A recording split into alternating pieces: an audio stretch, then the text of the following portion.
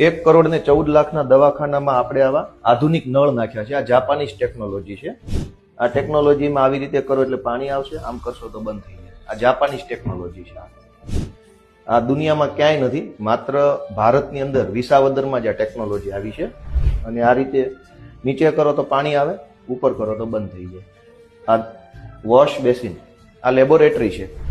લેબોરેટરીમાં જે ડોક્ટરો કે જે કાંઈ ટેકનિશિયન સ્ટાફ હોય એ આવી બધી વસ્તુનું કામ કરતો હોય, એટલે એના હાથ કેમિકલવાળા, દવાવાળા કોઈ કરતા હોય, એટલે હાથેથી નળ ખોલવાનો ન હોય.